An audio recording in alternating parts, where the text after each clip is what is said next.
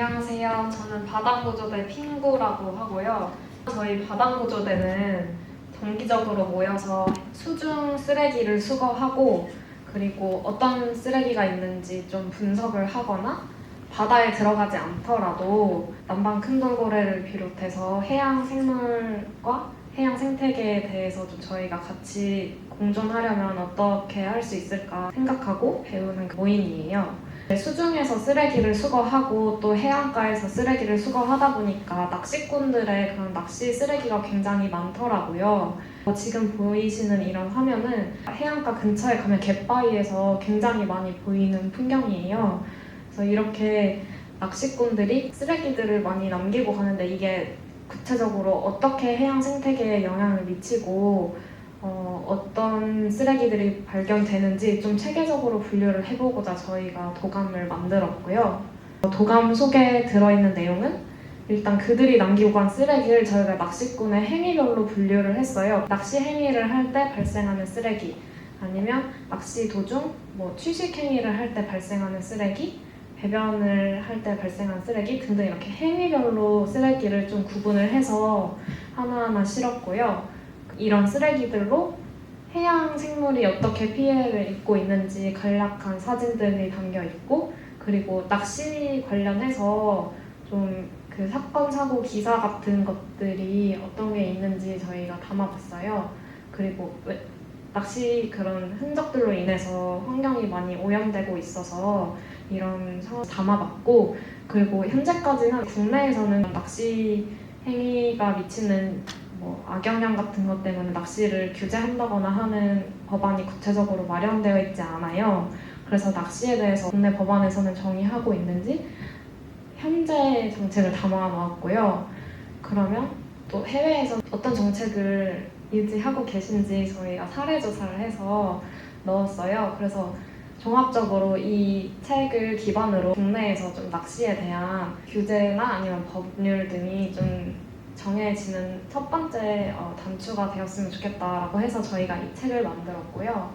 낚시 줄이나 낚시 바늘을 저희가 해안가에서 수거하다 보면 굉장히 얇고 질겨서 잘 보이지가 않아요. 근데 이게 또 바닷속에 이렇게 많이 있는데 해양 생물에 걸리면 돌고래 같은 경우에는 지느러미가 잘리기도 하고요. 그러면 이제 먹이를 구하거나 헤엄을 칠 때 좀 많이 그런 어려움을 받게 되고 생명의 위협까지도 느끼게 되는 그런 위험한 상황까지 발생이 되어요. 그리고 종종 보면은 낚싯바늘이 아예 걸려가지고 사체로 발견되는 그런 해양 생물들도 있거든요. 이렇게 해양 동물 피해 사례들이 많이 발견되고 있고, 이제 이 다음에는 책에 실려 있는데 간략하게 좀 보여드리자면 낚시 행위에서도 낚시 바늘이라던가 아니면 미끼, 그리고 또 낚싯바늘이 물속에 가라앉기 위해서 추를 매단다거나 이런 모든 것들을 소모품처럼 계속 끊어지거나 하면 버리시고 해서 이런 쓰레기들이 굉장히 많이 발생되고 있고요. 그리고 도감을 보시면 이 쓰레기들이 분해되기까지 걸리는 시간이라던가 이런 납 같은 경우에는 또 물살이들에게 납 중독 같은 걸 일으켜서 안 좋은 영향을 미치기도 해서 거기 본문에는 그런 내용들을 저희가 좀 더 조사해서 넣었고요. 그리고 또 낚시를 긴 시간 하다 보니까 취식행위를 많이 하시는데 이렇게 일회용기에 담아온 음식들을 먹고 그냥 음식물 째로 버리고 가시거나 아니면 심하게는 봉투에 넣어서 그냥 쓰레기를 무더기로 버리시기도 하고 돌틈에 막 숨겨놓으시기도 하더라고요. 그래서 이런 취식행위로 발생하는 쓰레기들이 많이 발견되었고, 그리고 음식도 먹고 하다 보면 좀 배변 활동이 일어나기 마련인데요. 그래서 좀 물티슈라던가 이런 것들을 그냥 사용하고 무분별하게 버리신다거나 아니면은 소변 같은 경우에는 페트병에 담아가지고 버리는 것도 발견을 할 수가 있었습니다. 모든 낚시꾼들이 흡연을 하시는 건 아니겠지만 담배를 또 태우시는 분들이 굉장히 많더라고요. 그래서 이런 담배 꽁초 같은 경우에도 굉장히 많은 꽁초들이 한번 버려지기 시작하면은 그곳에 많이 모여있는 걸 저희가 발견할 수 있었고, 또 뿐만 아니라 라이터 같은 흡연에 필요한 용품도 많이 있었고요. 그 밖에는 분류를 하기 어려운 그냥 쓰레기 더미들도 굉장히 많이 발견되었어요. 그래서 쓰레기통이나 뭐 그런 게 마땅하지 않으니까 한 번 쓰레기가 놓이기 시작하면 굉장히 많은 쓰레기들이 모이더라고요.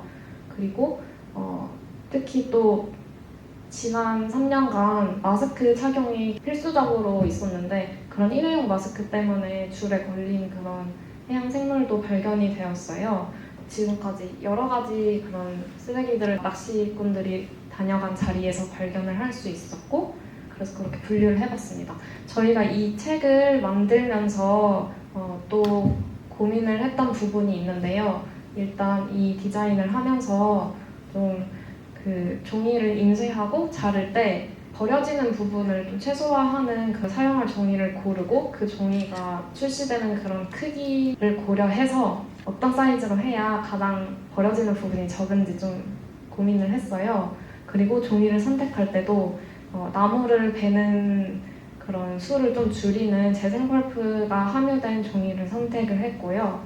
그리고 이산화탄소나 폐기물 발생을 감소시킬 수 있다고 해서 재생펄프가 함유된 종이를 사용했고, 그리고 또 만져보시면 표지가 코팅되지 않아서 좀 오염의 위험이 크지만 저희는 이 책이 다시 재활용되기 위해서 표지 코팅을 하지 않았고, 그리고 또 필요한 수량만큼만 소량 인쇄할 수 있는 디지털 인쇄 방식을 채택해서 최대한 환경에 좀 해가 덜한 그런 방법으로 책을 제작했습니다.